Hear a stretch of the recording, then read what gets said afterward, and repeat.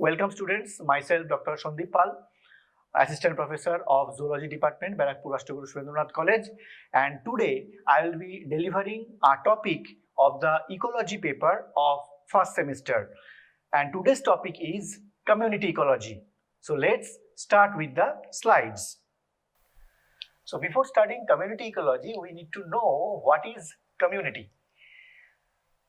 So if we see the levels of organization, ecology starts with organism, then population, which I have already explained in my previous video lecture, and then different populations make the community. And after community, if abiotic components mix with the biotic component, it is called ecosystem, and then the biosphere. So today we will be studying the community. So what is community? This is the definition of community. A community is an association of interacting populations, that is more than one populations of different species living in a particular habitat. It may be animals, it may be plants, it may be microorganisms. So these different species populations actually make up the community. So like population, community also has few characteristics, and these are the characteristics. Number one, species diversity or species richness, then relative abundance, then number three, growth form and structure, number four, trophic structure, number five, community change, and number six, biotic interactions. So these six are the unique characteristics of a community. I will explain each and every characteristic in detail. So let's start with the species diversity or biodiversity. So what is biodiversity? In ecology and in zoology as well, you will get to know about biodiversity in many topics. So what is biodiversity? If you split this word biodiversity, you will get two words, bio and diversity. Bio means anything related to life, and diversity means variation. So biodiversity is the degree of variation of life. This can refer to genetic variation, species variation, or ecosystem variation within an area, biome, or planet. However, in this discussion, we will focus primarily on species diversity. So, in community ecology, we will be studying the species diversity part. So, there are few components of species diversity, or you may say levels of species diversity. Number one, alpha diversity, then gamma diversity, and last of all, beta diversity. So alpha diversity is also called the local diversity. It is the number of species in a small area of more or less uniform habitat. So alpha diversity means the number of species in a local small area. Then regional diversity or gamma diversity. It is the total number of species observed in all habitats within a region, that is a vast area. Say if we assess the biodiversity of Kolkata region, avian diversity of Kolkata region, that is the alpha diversity, and if we consider the avian diversity of the whole West Bengal, that will be the regional or gamma diversity. And what is beta diversity? Beta diversity is slightly different from these two. It is actually the difference in species from one habitat to the next. The greater the difference or turnover of species between habitats, the greater the beta diversity. Say, if you are going from this area to the adjoining area, and you will get to see few more species there. That difference is called the beta diversity. This diversity also termed as habitat turnover, which is very important. Beta diversity can be quantified by the number of unique habitats recognized by species within a region.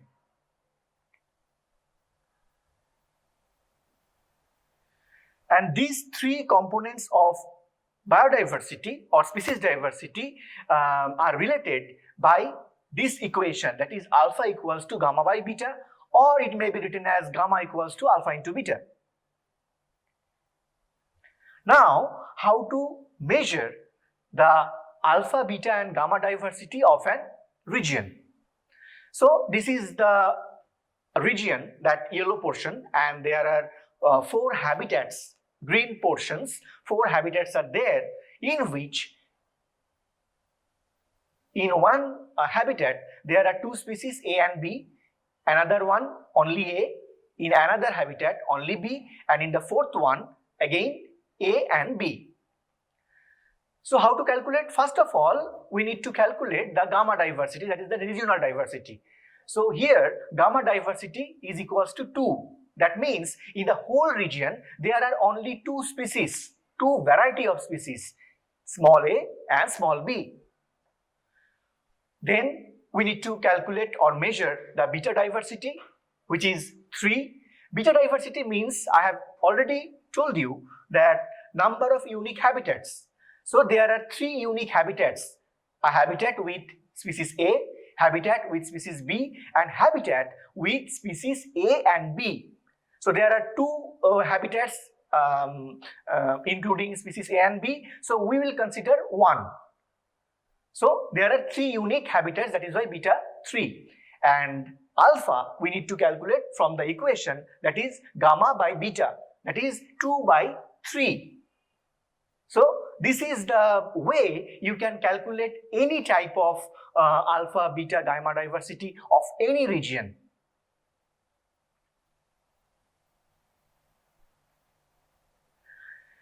Next, for the quantification of species diversity, we need to know a few basic things like species richness, species evenness. What is species richness? Species richness is the number of different kinds of species present in a particular area. And species evenness, it is the measure of the relative abundance of different species making up the richness of the area. So species richness is nothing but the number of types of species present in an area, and species evenness considers the relative abundance, meaning how many individuals are there in a particular species. So you need to remember that a community dominated by 1 or 2 species is considered to be less diverse than one in which several different species have a similar abundance. Increase in species richness and or species evenness is equals to increase in species diversity. Next, we need to remember rank abundance curve. What is that? Rank abundance curve is also called Whittaker plot. It is the graphical representation used by ecologists to display relative species abundance of a community. Generally, the x-axis represents ranks of the number of different kinds of species, and y-axis represents relative abundance of those species. Let's check it out in the next slide, how a rank abundance curve looks. So this is an example of rank abundance curve. You can see the x-axis is the rank 1, 2, 3, 4 like that, and in y-axis it is the abundance, a number of individuals of a particular species. So this is arbitrary data collected from a community, and you can see the rank 1 is the highest abundance, and then rank 2, rank 3, rank 4, so on and so forth. So from in any community you can actually have the data and represents the number of species and the number of individuals present in a particular species by the rank abundance curve, and this gives you the complete picture of that community, that is the structure of the community. The first one is called, that is the species with rank 1 is called the dominant species because it is abundant in that particular community. So rank abundance curve is very much important in the study of community ecology. Next, measure of species diversity or biodiversity of a community. So to quantify biodiversity, we can use diversity index. So what is diversity index?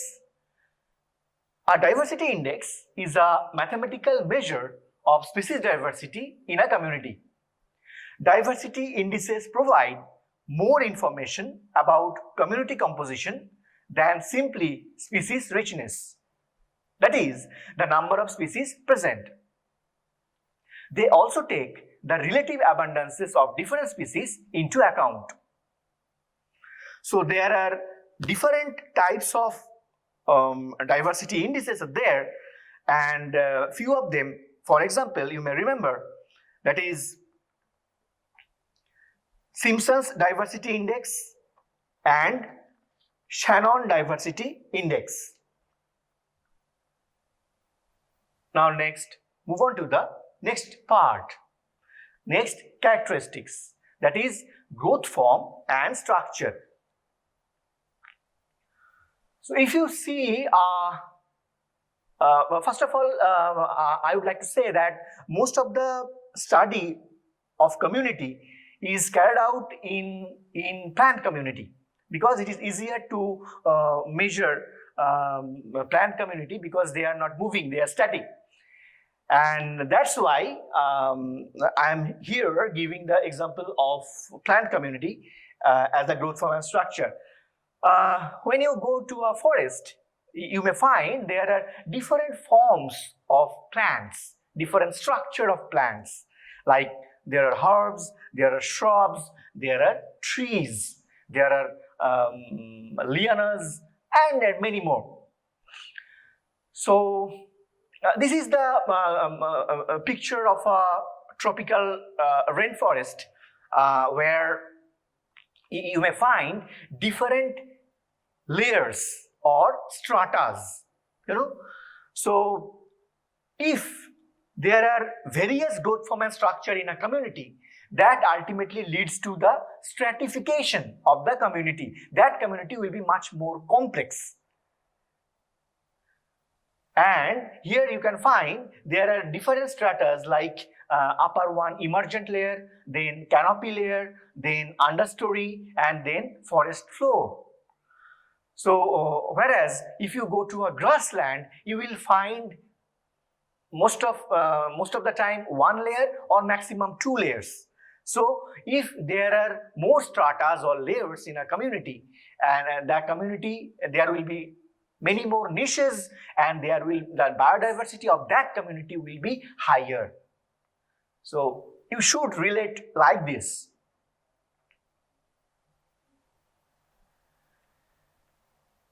Next, trophic structure. The feeding relations of the species in a community determine the flow of energy and matter from plants to herbivores or carnivores and determine the biological organization of the community. So in any community, you will find this kind of structure or pyramid shaped structure where there are producers, then primary consumers, then secondary consumers, tertiary or quaternary consumers may be there. So trophic structure is very important characteristics of any community. The trophic structure may differ, but there will be a trophic structure for a particular community.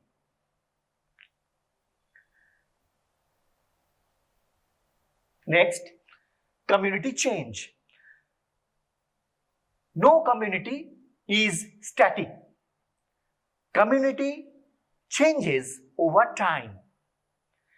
And this community change is termed as succession in ecology. So succession means the change of the structure of a community with time.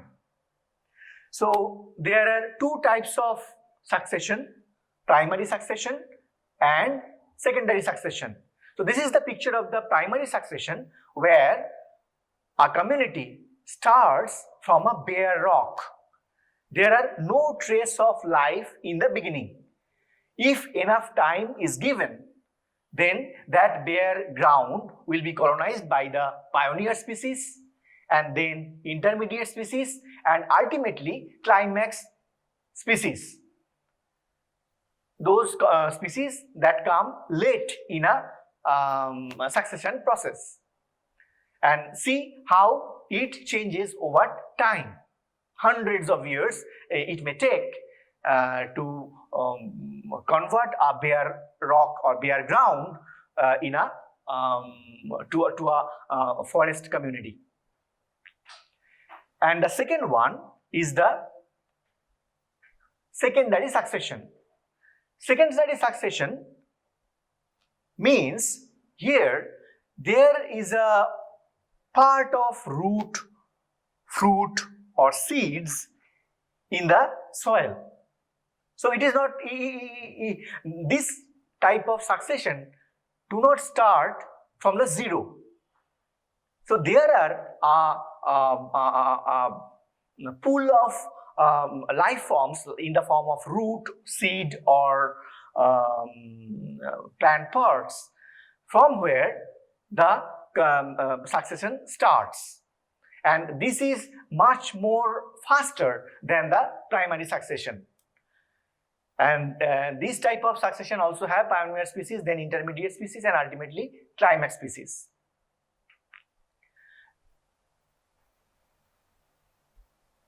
So this is community change in a nutshell.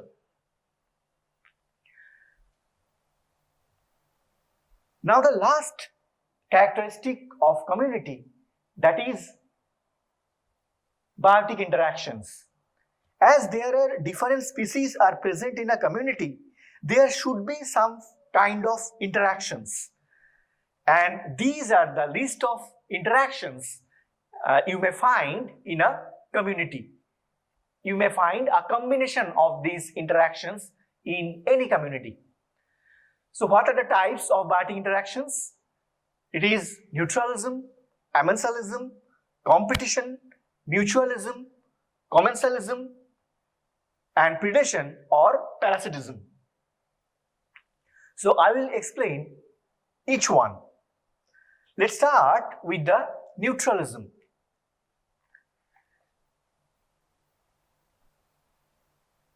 Neutralism is this interaction is denoted by the code 0/0.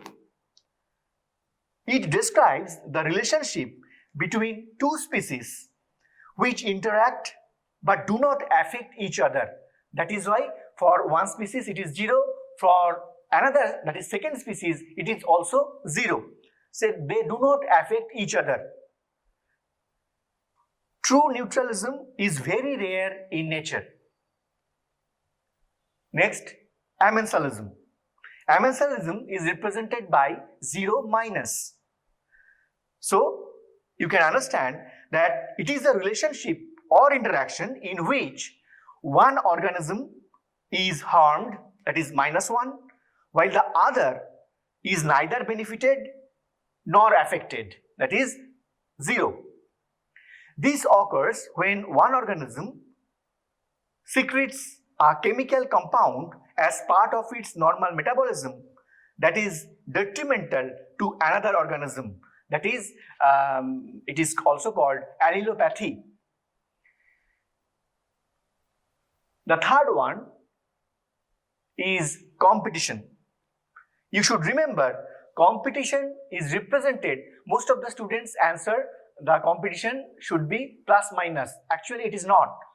Competition is represented by -- code. It is a mutually detrimental interaction between individuals or populations or species.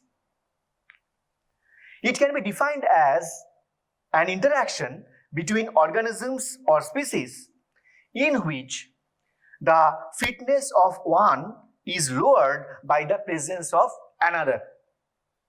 So, this is the definition of competition, and by the definition, it is represented as minus minus. Next, most of you have heard about this mutualism. Mutualism is represented by positive positive. So it is an interaction between two species where both the species derive a mutual benefit. And that is why for both the species it is plus. Similar interactions within a species is known as cooperation. If such interaction is found within the individuals of a particular species, then it is called not mutualism, it is called cooperation. The example of mutualism is yucca moth. This yucca moth feeds only on the yucca plant. They are obligate pollinators of yucca plant. So here the yucca moth and yucca plant, they are deriving mutual benefits from each other. Next, commensalism. It is represented by plus 0. In this interaction, one organism is benefited and the other is neither benefited nor harmed. As for example, remora, that is suckerfish, living with a shark. So here, the remora derives the benefits, that is positive, and for the shark, it is 0. They don't get any benefit and they don't get harmed from the remora.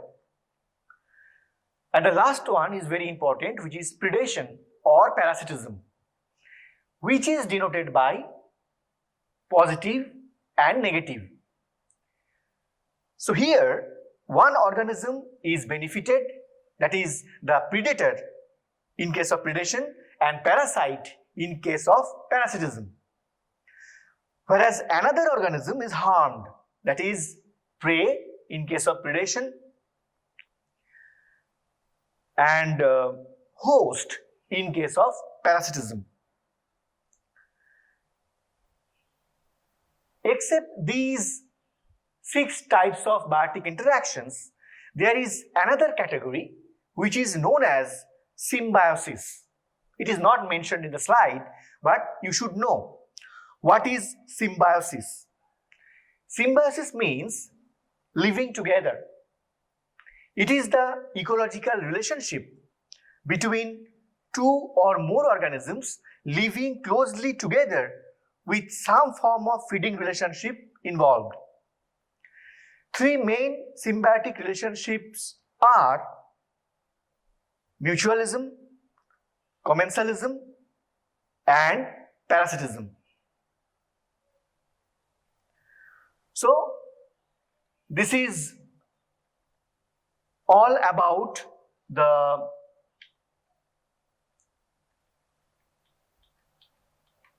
community ecology, where you have learned what is community, and then you have learned